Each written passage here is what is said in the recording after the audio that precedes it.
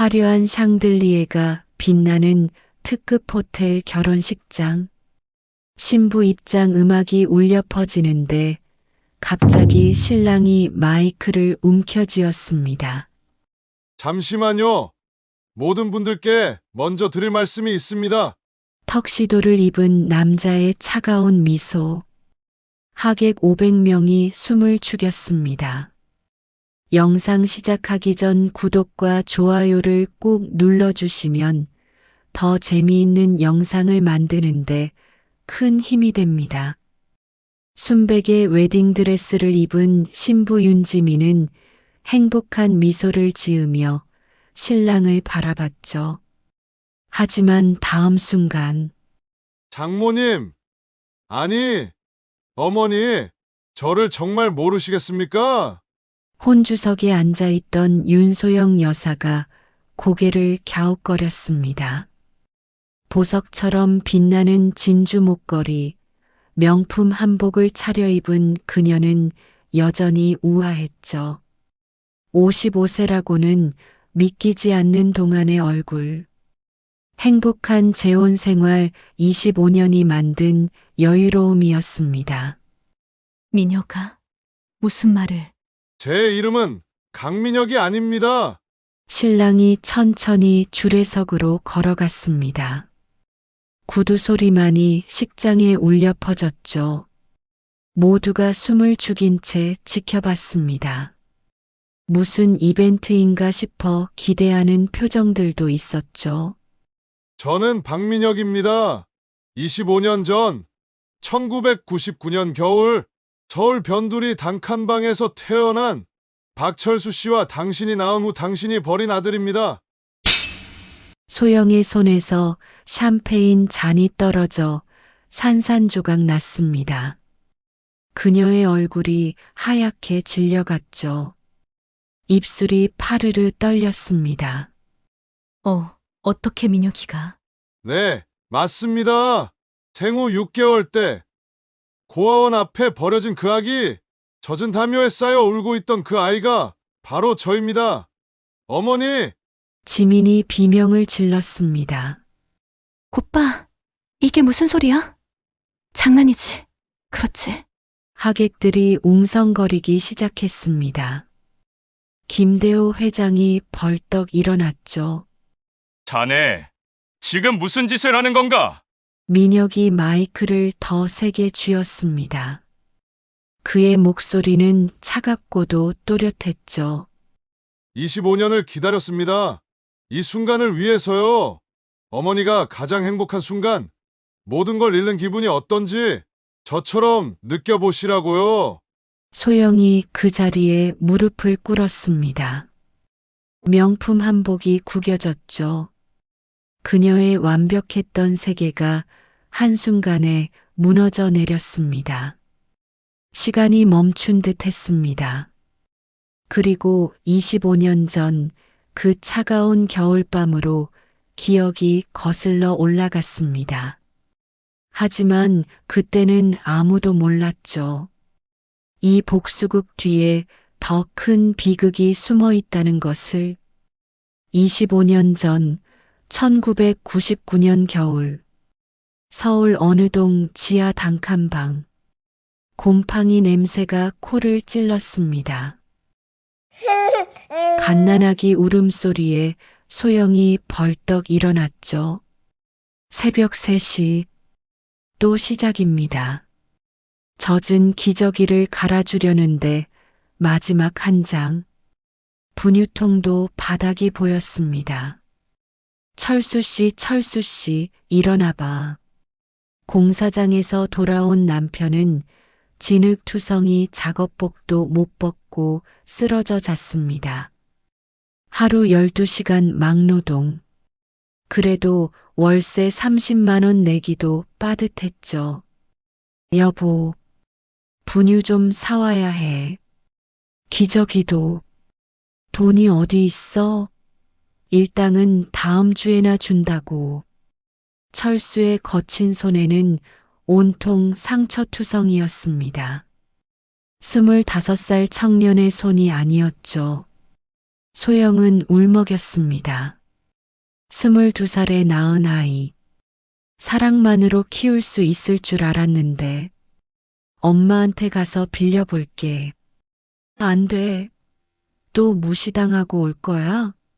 가난한 놈이랑 결혼한다고 의절했잖아. 맞았습니다.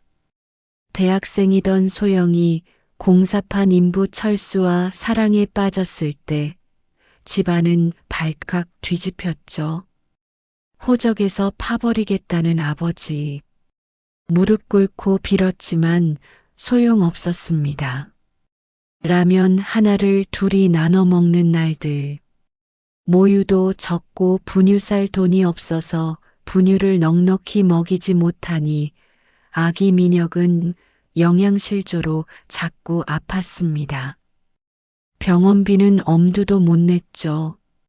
동네 약국에서 해열제만 사서 먹였습니다. 소영아, 조금만 참자. 내가 더 열심히 일할게. 하지만 그 겨울은 유독 추웠습니다. 보일러는 또 고장났죠.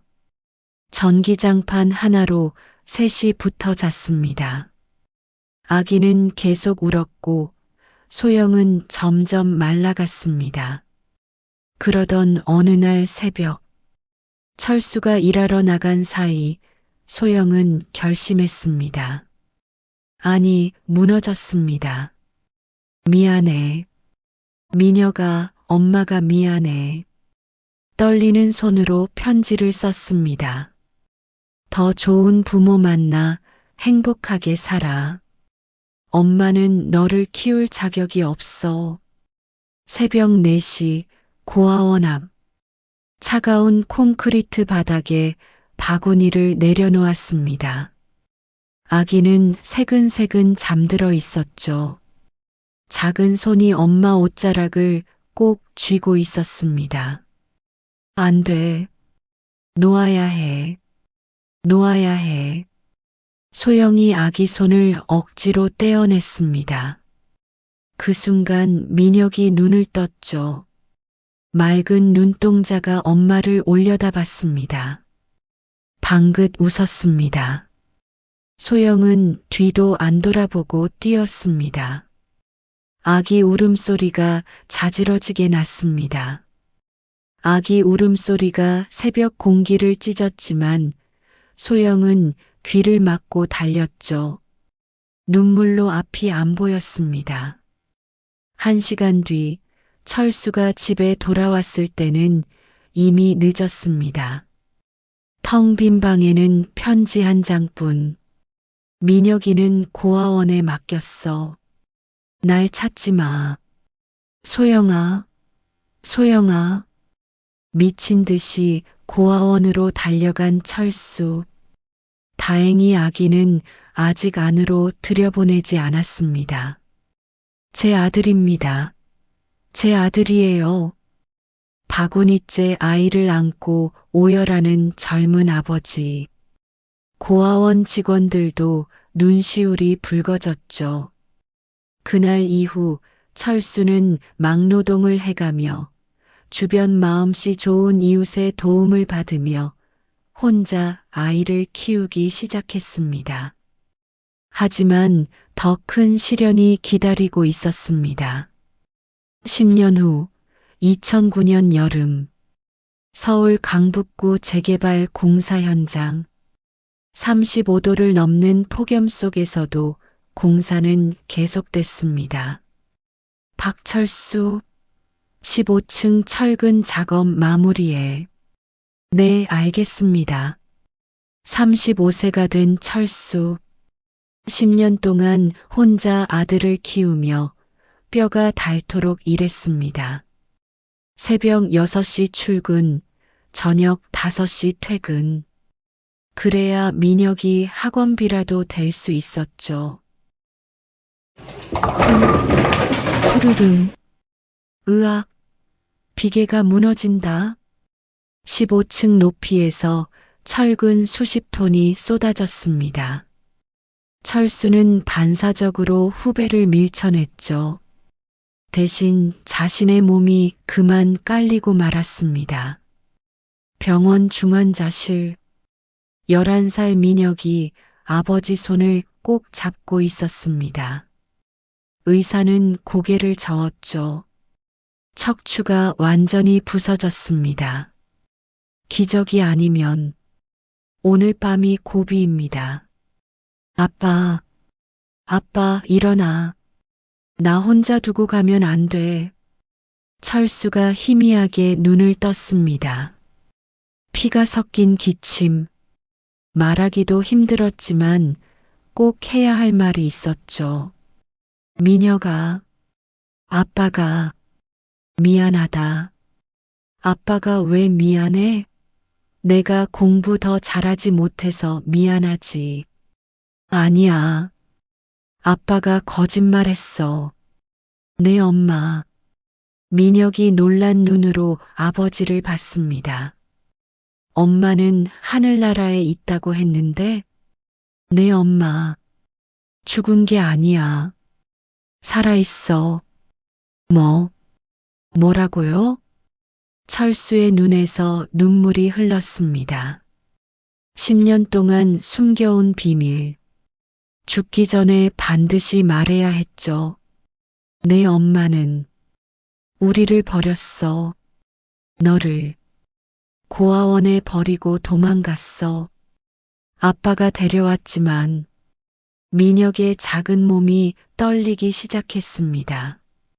충격, 배신감, 분노가 한꺼번에 밀려왔죠. 왜 버렸어요? 내가 뭘 잘못했어요? 가난이. 너무 가난해서 견딜 수 없었나 봐. 젊었으니까. 22살이었으니까. 철수가 침대 밑 서랍을 가리켰습니다. 거기엔 낡은 사진 한 장. 젊고 예쁜 여자가 갓난아기를 안고 웃고 있었죠. 윤소영. 그게 내 엄마 이름이야. 부잣집 딸이었어. 날 만나. 불행해졌지. 엄마가 살아있다고요? 어디에? 어디 있어요? 몰라. 찾지 마. 증오하지도 마. 그냥 잊어라. 싫어. 왜 날 버렸는지 물어볼 거야. 왜 아빠를 혼자 두고 갔는지. 철수가 아들의 손을 더 세게 잡았습니다. 마지막 힘을 짜내서 말했죠. 민혁아, 복수하지 마. 증오는 너를 망가뜨려. 행복하게 살아. 심전도가 일직선이 됐습니다. 아빠. 11살 소년의 절규가 병원 복도에 울려 퍼졌습니다. 홀로 남겨진 민혁. 손에는 엄마 사진 한 장뿐이었죠. 장례식장. 조문객은 공사장 동료 몇 명뿐이었습니다. 산재 보상금도 제대로 안 나왔죠. 회사는 안전수칙 미준수라며 책임을 회피했습니다. 꼬마야, 이제 어떡할래? 친척이라도 있니? 혼자 살 겁니다. 11살 민혁은 그날부터 혼자가 됐습니다. 정부 보조금과 아르바이트로 겨우 생활했죠. 새벽에는 신문 배달, 방과 후엔 전단지 배포, 주말엔 식당 서빙. 하지만 민혁은 특별했습니다. 도서관에서 밤을 새우며 공부했죠. 책 한 권이 복수를 위한 무기였습니다. 윤소영 그 여자를 찾아내겠어. 그리고 물어볼 거야. 왜 우릴 버렸는지. 검정고시로 중학교, 고등학교 과정을 2년 만에 마쳤습니다. 17살에 서울대 경영학과 수석 입학. 언론이 떠들썩했죠. 천재 소년의 눈물겨운 성공 스토리. 고아 소년 서울대 최연소 입학. 하지만 아무도 몰랐습니다. 그 성공 뒤에 감춰진 검은 불꽃을. 민혁의 가슴 속엔 복수의 마그마가 끓고 있었죠. 대학 입학식 날 민혁은 다짐했습니다. 힘을 가져야 해. 돈과 권력. 그래야 엄마를 찾고 복수할 수 있어. 그리고 15년 후 민혁은 약속을 지켰습니다. 대한민국 최연소 벤처 신화. 32살에 코스닥 상장. 35살에 자산 5천억 원. 언론은 그를 기적의 아이콘이라 불렀죠. 하지만 진짜 기적은 이제부터였습니다. 운명이 준비한 재회. 그날 밤 그 호텔에서 2024년 봄 서울의 특급 호텔 다이너스티홀. 재계 상위 1% VIP만 초청된 자선 바자회. 어머, 저분이 그 유명한 강민혁 회장? 윤소영의 시선이 홀 입구에 못 박혔습니다. 185cm의 훤칠한 키, 완벽한 비율의 탄탄한 체격, 조각 같은 이목구비. 하지만 그보다 더 그녀를 사로잡은 건 설명할 수 없는 끌림이었죠. 이상해. 왜 가슴이 이렇게 뛰지? 55세 윤소영. 재벌가 부인으로 15년. 수많은 젊은 재벌 2, 3세를 봐왔지만 이런 느낌은 처음이었습니다. 마치 오래전 잃어버린 무언가를 찾은 듯한. 여보, 저 청년이 그 유명한 강민혁 회장이야. 한번 인사시켜 줄까? 김대호 회장의 말에도 대답 없이 소영은 먼저 다가갔습니다. 본능이 이끄는 대로. 안녕하세요, 강 회장님. 저는 김대호 회장 부인 윤소영입니다. 악수하는 순간 전기가 통하는 듯 했습니다. 따뜻하고 든든한 손. 어디선가 느꼈던 체온 같았죠. 처음 뵙겠습니다. 윤 여사님. 민혁의 미소. 소영의 마음이 녹아내렸습니다. 아니, 이 청년은 뭐지? 왜 이렇게 편안하고 정겨운 거야? 윤소영의 과거로 다시 이야기는 거슬러 올라갑니다. 25년 전 1999년 겨울.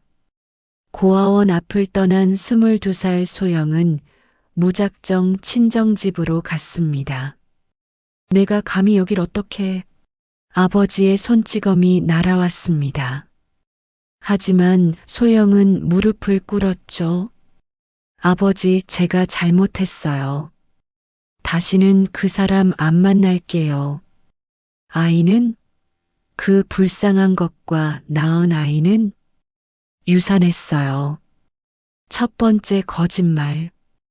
그렇게 윤소영은 죽었습니다. 22살 순수했던 소영은 그날 묻혔죠. 2년간 집 밖을 나가지 못했습니다. 감옥 같은 생활. 그러다 2001년 아버지 사업 파트너였던 김대호를 만났죠. 15살 연상. 부인과 사별한 지 3년. 소영 씨, 당신과 함께라면 다시 시작할 수 있을 것 같아요. 사랑은 아니었습니다. 하지만 소영에겐 탈출구였죠. 2002년 결혼. 그리고 연년생으로 재운 지민을 낳았습니다. 성공적인 새 출발이었죠. 여보, 고마워요. 나에게 새 인생을 줘서. 김대호는 과거를 묻지 않았습니다. 소영도 철저히 숨겼죠. 박철수와 민혁의 존재는 그녀의 인생에서 완전히 지워졌습니다. 아니, 지워진 줄 알았습니다. 가끔 새벽 악몽을 꿨죠. 고아원 앞에서 우는 아기 소리. 하지만 수면제로 잊었습니다. 재훈이와 지민이를 명품으로 치장하며 민혁이 입혔어야 할 옷들을 보상받듯 사들였죠. 엄마, 또 명품이야? 너무 많아. 괜찮아. 엄마가 너희한테 못해준 게 많아서. 무슨 못해준 거? 재훈과 지민은 태어날 때부터 금수저였는데 소영의 죄책감은 이상한 방향으로 흘렀습니다. 다시 현재 파티장. 강 회장님, 혹시 결혼은 하셨어요? 소영이 묻자 민혁이 미소 지었습니다. 계산된 미소였지만 소영은 몰랐죠. 아직입니다. 일만 하다 보니. 완벽해. 지민이랑 정말 잘 어울릴 것 같은데? 소영의 머릿속에 벌써 상상이 그려졌습니다. 강민혁과 윤지민의 결혼식. 예쁜 손주들. 우리 집에 꼭 한번 오세요. 제 딸 지민이가 있는데 미국에서 유학하고 지금은 남편 회사에서 일을 배우고 있어요. 회장님이랑 정말 잘 맞을 것 같아요. 민혁의 눈이 번뜩였습니다. 어머니, 당신이 직접 나를 초대하다니. 민혁은 속으로 쓴 웃음을 지었으나 겉으로는 예의 바르고 세련된 매너로 대답했지요. 영광입니다. 꼭 찾아뵙겠습니다. 파티 내내 소영은 민혁 곁을 떠나지 않았습니다. 마치 오래 잃어버렸던 가족을 찾은 것처럼. 다른 귀부인들이 수군거렸죠. 윤 여사, 저 젊은 회장이랑 무슨 사이야? 글쎄, 처음 본 사이인데 저렇게 친한 척을. 하지만 소영은 신경 쓰지 않았습니다. 이 청년과 함께 있으면 마음이 평안했으니까. 25년간 가슴 한구석에 있던 빈자리가 채워지는 느낌이었죠. 어머, 엄마, 여기 계셨네요? 지민과 재훈이 다가왔습니다.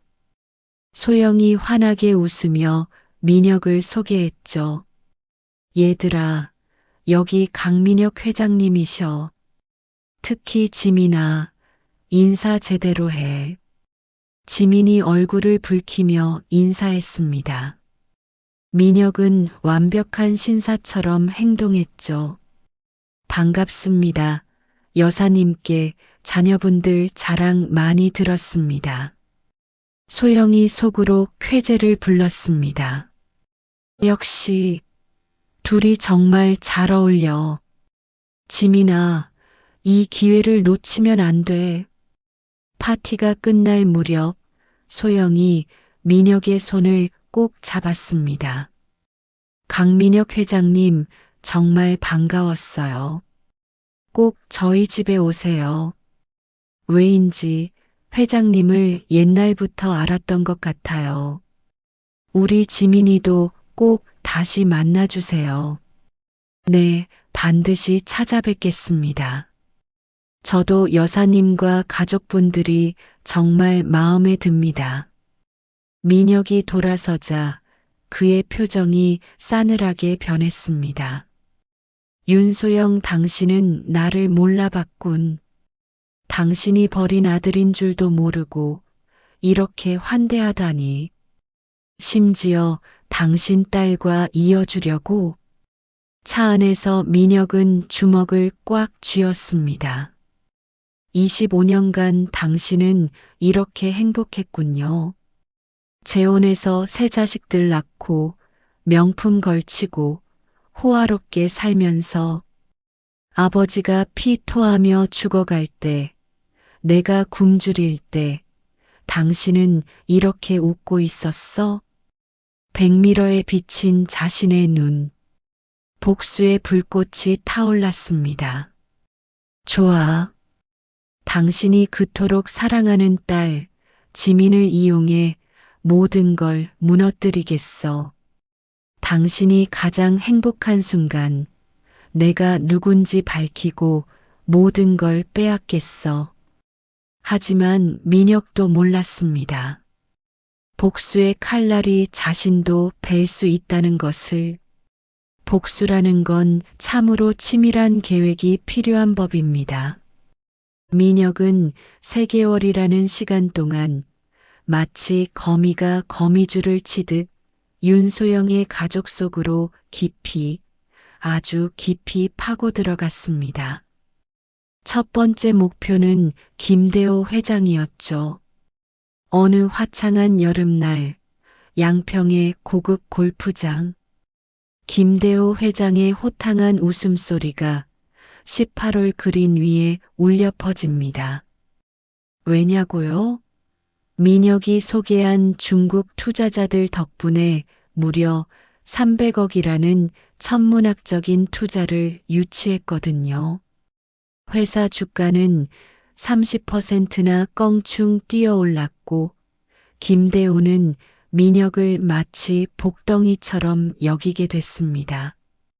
강 회장, 자네 정말 대단해. 자네 같은 사위가 들어온다면 소원이 없겠어.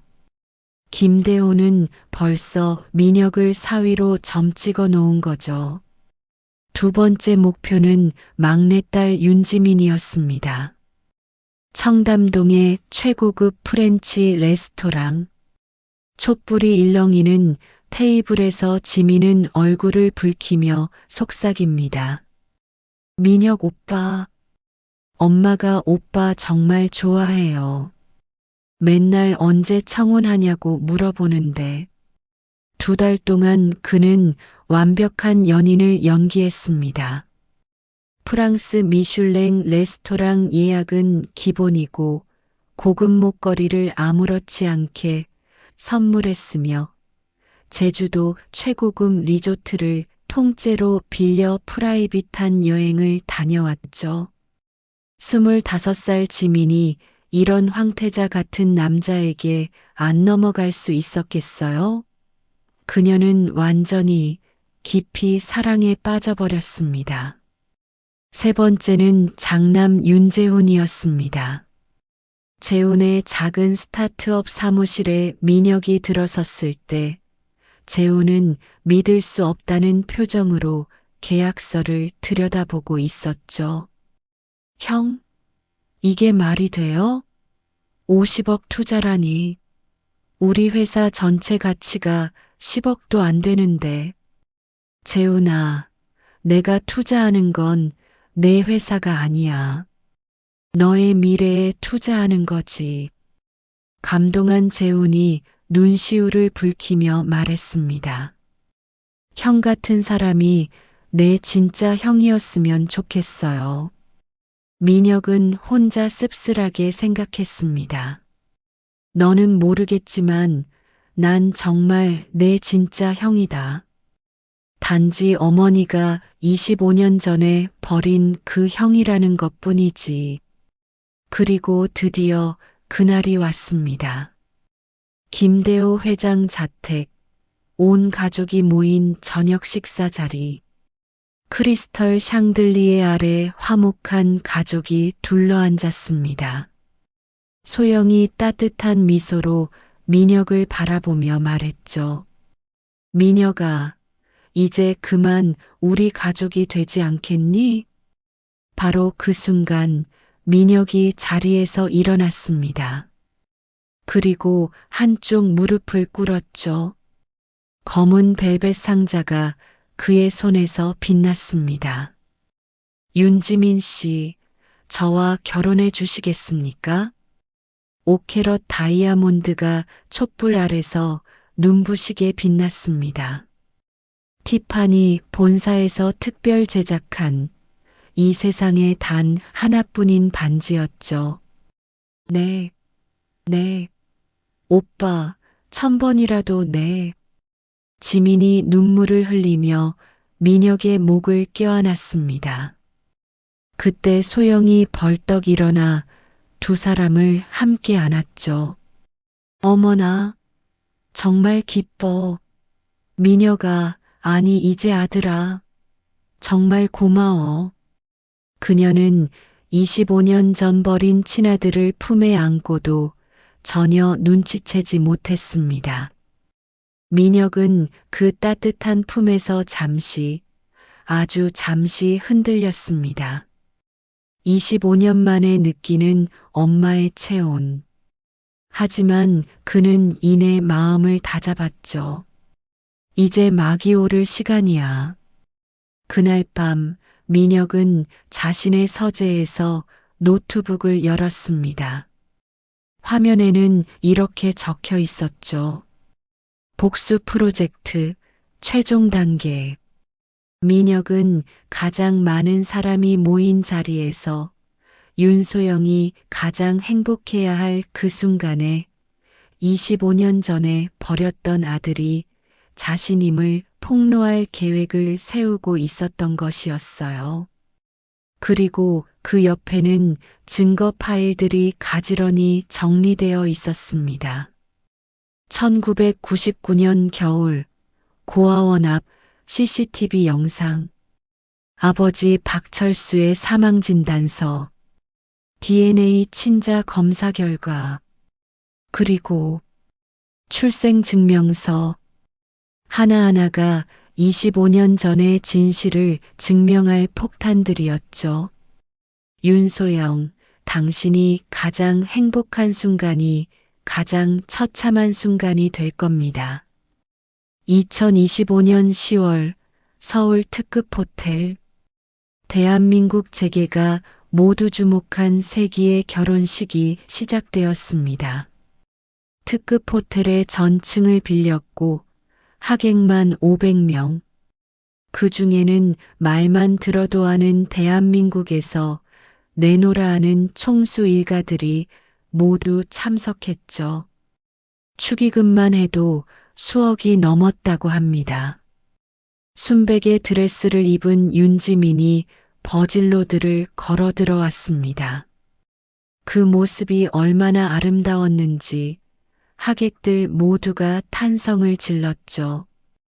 그리고 그녀 옆에는 윤소영이 있었습니다.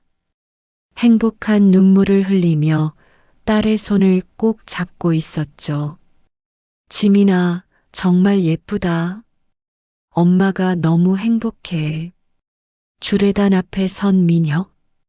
검은 턱시도가 완벽하게 어울리는 그의 모습은 마치 왕자님 같았습니다. 하지만 그의 눈빛은 차가웠죠.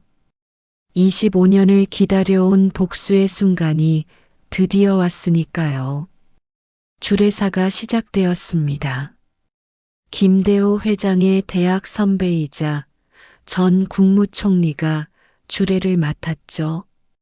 이렇게 아름다운 한 쌍을 보니 바로 그때였습니다. 잠시만요. 민혁이 손을 들어 주례를 멈췄습니다. 웅성거리는 하객들. 무슨 이벤트인가 싶어 기대하는 표정들도 있었죠. 민혁이 마이크를 잡았습니다. 그리고 천천히, 아주 천천히 하객들을 둘러봤죠. 오늘 이 자리에 오신 모든 분들께 제가 꼭 드려야 할 말씀이 있습니다. 신부 지민이 행복한 미소를 지으며 신랑을 바라봤습니다. 오빠가 준비한 깜짝 이벤트인가 봐. 하지만 다음 순간 모든 것이 바뀌었습니다. 저는 여러분께 거짓말을 했습니다. 제 이름은 강민혁이 아닙니다. 순간 정적이 흘렀습니다. 김대호 회장이 일어서려 했지만 민혁이 손짓으로 제지했죠. 제 진짜 이름은 박민혁입니다. 스크린에 갑자기 사진이 떴습니다. 1999년 12월 24일 고아원 앞 CCTV 화면이었죠. 젊은 여자가 아기 바구니를 내려놓고 도망가는 모습이 선명하게 보였습니다. 25년 전 크리스마스 이브, 생후 6개월 된 아기가 서울 은평구 고아원 앞에 버려졌습니다. 민혁이 윤소영을 똑바로 바라봤습니다. 그녀의 얼굴이 하얗게 질려가는 게 보였죠. 그 아기가 바로 저입니다. 그리고 민혁이 천천히 주레단을 내려와 윤소영 앞에 섰습니다. 그 여자가 바로 당신입니다. 윤소영 씨. 소영의 손에서 샴페인 잔이 떨어져 산산조각 났습니다. 민혁아. 그녀의 입술이 파르르 떨렸습니다. 믿을 수 없다는 표정이었죠. 네, 맞습니다. 당신이 25년 전 가난이 싫어서 공사장 인부 박철수와의 결혼 생활이 싫어서 버린 그 아들입니다. 지민이 비명을 질렀습니다. 뭐라고? 오빠가, 엄마가 버린 아들이라고? 하객들이 술렁거리기 시작했습니다. 카메라 플래시가 터졌고 기자들이 미친 듯이 사진을 찍어댔죠. 민혁이 다시 스크린을 가리켰습니다. 이번엔 병원 진단서가 떴죠. 2009년 8월 15일 제 아버지 박철수 씨는 공사장 사고로 척추가 부서져 돌아가셨습니다. 35살이었죠. 혼자서 저를 키우시느라 뼈가 닳도록 일하시다가 민혁의 목소리가 떨리기 시작했습니다. 25년간 쌓아온 분노가 폭발하기 시작한 겁니다. 어머니, 아버지가 돌아가실 때 당신은 어디 있었습니까? 바로 여기, 이 호텔에서 김대호 회장과 결혼 10주년 파티를 하고 있었더군요. 김대호가 벌떡 일어났습니다. 이게 무슨 소리야? 여보, 이게 사실이야? 소영은 대답할 수 없었습니다. 그저 바닥에 주저앉아 울기만 했죠. 거짓말, 거짓말이야. 하지만 민혁은 멈추지 않았습니다. 그가 품에서 서류 뭉치를 꺼냈죠. DNA 검사 결과였습니다. 어제 몰래 어머니의 머리카락으로 친자 검사를 했습니다. 99.9999% 일치. 저는 윤소영 여사의 친아들이 맞습니다. 재훈이 충격에 휩싸여 소리쳤어요. 그럼 형이 내 진짜 형이라고? 엄마가 버린 형이라고? 지민은 웨딩드레스를 입은 채로 바닥에 무릎을 꿇었습니다. 아니, 당신이 왜 나한테 이런 짓을... 민혁이 지민을 내려다봤습니다. 차가운 눈빛이었지만 그 안에는 슬픔도 있었죠.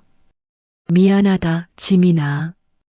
하지만 이것만이 복수할 수 있는 유일한 방법이었어. 그리고 다시 하객들을 향해 외쳤습니다. 여러분이 존경하는 윤소영 여사, 자선 파티의 여왕. 그녀는 자기 친아들을 버린 여자입니다. 가난한 남편과 아들을 버리고 부자와 재혼한 여자입니다. 소영이 울며 민혁에게 다가갔습니다. 민혁아, 엄마가 잘못했어. 용서해줘. 제발. 하지만 민혁은 그녀의 손을 뿌리쳤습니다. 25년 늦었습니다. 윤소영 씨. 그 순간 김대호가 소영에게 등을 돌렸습니다. 당신이 그런 과거가 있었다니. 나와 아이들을 속였어? 재훈도 지민도 어머니를 외면했습니다. 500명의 하객들 앞에서 완벽했던 가족이 산산조각 났죠. 민혁은 마지막으로 한마디를 남겼습니다. 이제 당신도 느껴보십시오. 버림받는 기분이 어떤지, 가족을 잃는 게 얼마나 아픈지, 그리고 결혼식장을 나가려는 순간 소영이 절규하듯 외쳤습니다. 민혁아, 엄마가 평생 너를 그리워했어. 미안해. 정말 미안해. 하지만 민혁은 뒤돌아보지 않았습니다. 복수는 완성되었고 25년의 원한은 폭발했습니다. 그런데 이상했습니다. 왜 이렇게 마음이 공허할까요? 복수를 이뤘는데 왜 눈물이 날까요? 결혼식장을 나온 민혁은 그제야 깨달았습니다. 복수로는 상처를 치유할 수 없다는 것을, 그리고 자신도 또 다른 상처를 만들어 버렸다는 것을. 하지만 이미 너무 늦었습니다. 뒤에서 들려오는 소영의 울부짖음이 10월의 차가운 바람에 흩어졌죠. 복수라는 것은 한번 시작하면 멈출 수 없는 폭주 기관차와 같습니다. 민혁의 복수는 결혼식장에서 끝난 게 아니었어요. 아니, 그것은 시작에 불과했죠.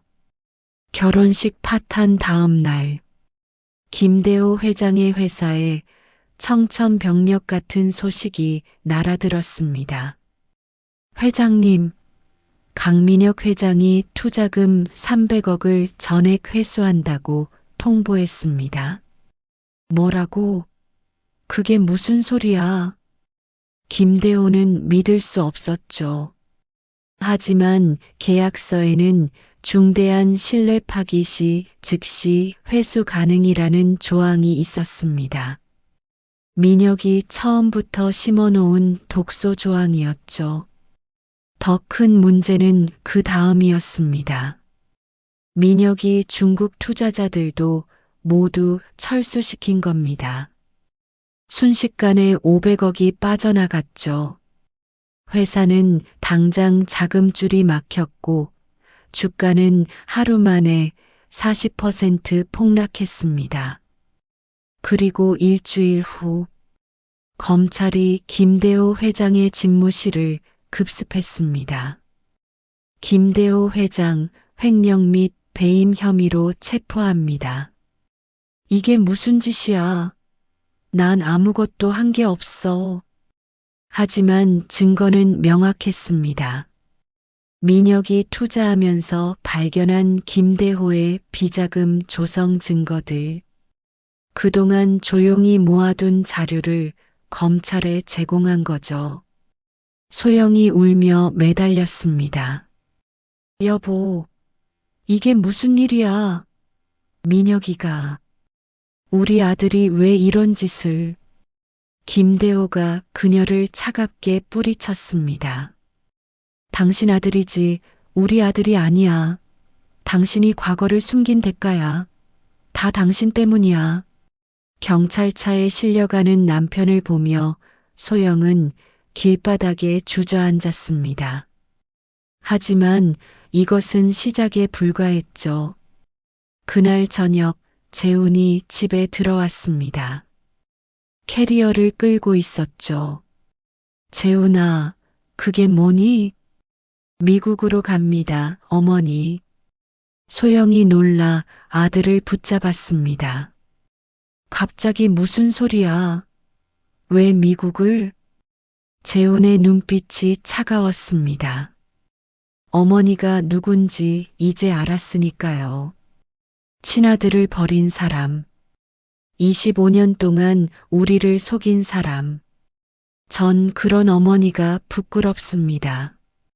재훈아, 엄마가 잘못했어. 하지만 너희는 다르잖아. 너희는 내가 버린 게 아니잖아. 그래서 더 무서워요. 어머니는 필요 없으면 언제든 버릴 수 있는 사람이니까. 재훈이 어머니의 손을 뿌리치고 나갔습니다. 소영이 울며 따라 나갔지만 택시는 이미 떠난 뒤였죠. 다음 날 아침, 지민의 방이 텅 비어 있었습니다. 책상 위에 편지 한 장만 남아 있었죠. 엄마, 저는 프랑스로 갑니다. 민혁 오빠가 제게 한 짓도 충격이지만 엄마가 25년 동안 거짓말한 게 더 충격이에요. 엄마를 어떻게 믿어야 할지 모르겠어요. 연락하지 마세요. 소영이 편지를 붙들고 오열했습니다. 지민아, 지민아. 하지만 집은 텅 비었고 아무도 대답하지 않았죠. 한 달 후, 호화로운 저택은 경매에 넘어갔습니다. 김대호 회장의 재산은 모두 묶여버렸고 소영은 갈 곳이 없었죠. 그녀는 작은 원룸으로 이사했습니다. 아이러니하게도 25년 전 민혁을 버리고 도망쳤던 그 동네 근처였죠. 이게 내 운명인가? 그러던 어느 날, 소영은 뉴스에서 민혁을 봤습니다. 강민혁 회장, 고아원에 10억 기부. 버려진 아이들의 아픔을 아는 사람으로서 돕고 싶다. 소영이 TV를 끌어안고 울었습니다. 민혁아, 엄마가 잘못했어. 그녀는 매일 민혁의 회사 앞에 갔습니다. 하지만 경비원들이 막았죠. 죄송합니다. 회장님 지시입니다. 제발 한 번만 만나게 해주세요. 비가 오나 눈이 오나 소영은 회사 앞에 서 있었습니다. 지나가는 사람들이 수군거렸죠. 저 여자가 그 유명한 윤소영이래. 자식 버린 여자? 쯧쯧, 인과응보지 뭐. 그렇게 2달이 지났습니다. 소영은 점점 야위어 갔고 정신도 온전치 못했죠. 어느 날 새벽 그녀는 25년 전 그 고아원을 찾아갔습니다. 여기였어. 내가 민혁이를 버린 곳. 차가운 콘크리트 바닥에 무릎을 꿇었습니다. 미안해. 민혁아. 엄마가 미안해. 100번, 1000번 죽어 마땅해. 그때였습니다. 누군가 그녀의 어깨에 손을 얹었죠. 윤소영 씨. 소영이 고개를 들었습니다. 민혁이 서 있었습니다. 민혁아. 하지만 민혁의 눈빛은 여전히 차가웠습니다. 이제 아셨습니까? 25년 전 제가 느꼈던 그 버림받은 기분을, 아버지가 느꼈던 그 절망을. 미안해. 정말 미안해. 소영이 민혁의 발을 붙잡고 울었습니다. 그 모습이 너무 처참해서 민혁도 잠시 흔들렸죠. 하지만 그는 돌아섰습니다. 늦었습니다. 모든 게 너무 늦었습니다. 민혁이 사라진 자리. 소영은 그 차가운 바닥에 쓰러져 울부짖었습니다. 민혁아, 미안해, 미안해. 그녀의 절규가 새벽 공기를 찢었지만 아무도 듣는 사람은 없었습니다. 25년 전 아기 민혁이 울던 그 자리에서 이제는 어머니가 울고 있었습니다. 운명의 수레바퀴는 한 바퀴 돌아 제자리로 왔고 소영은 완전히 무너져 내렸습니다. 6개월 후 서울 외곽의 한 요양병원. 한때 재벌가의 부인으로 화려했던 윤소영은 이제 병원 301호실에서 하루하루를 보내고 있었습니다. 실어증과 우울증, 그리고 경도 치매 진단을 받은 그녀는 말 한마디 못한 채 창밖만 바라보며 앉아 있었죠. 한 달에 한 번 오는 사회복지사 외에는 찾아오는 사람도 없었습니다. 그런데 이상한 일이 있었습니다. 병원비는 항상 제때 납부되었고 가장 좋은 약과 치료를 받고 있었죠. 간호사들도 특별히 신경 써서 돌봐주었습니다. 301호 할머니, 오늘도 창가에만 계시네요. 소영은 대답 없이 창밖을 봤습니다. 가끔 입을 열어 무언가 말하려 했지만 소리는 나오지 않았죠. 그저 입모양만 반복할 뿐이었습니다. 그날도 여느 때처럼 창가에 앉아 있을 때였습니다. 병실 문이 열리고 누군가 들어왔죠. 민혁이었습니다. 사실 그는 6개월 동안 매주 한 번씩 와서 멀리서 어머니를 지켜봤습니다. 하지만 오늘은 처음으로 병실 안으로 들어온 거죠. 어머니, 소영이 고개를 돌렸습니다. 그녀의 눈에서 눈물이 주르륵 흘러내렸죠. 말하고 싶었지만 여전히 목소리는 나오지 않았습니다. 민혁이 천천히 의자를 끌어와 앉았습니다. 제가 너무 잔인했죠? 소영이 고개를 저었습니다. 아니라고, 내가 잘못한 게 아니라고. 민혁이 한숨을 쉬며 말을 이었습니다. 사실 저도 알고 있었어요. 복수한다고 제 상처가 낫지 않는다는 걸. 어머니를 미워한다고 아버지가 돌아오는 게 아니라는 걸. 그는 주머니에서 낡은 사진 한 장을 꺼냈습니다. 아기 민혁을 안고 웃는 젊은 소영의 모습이었죠.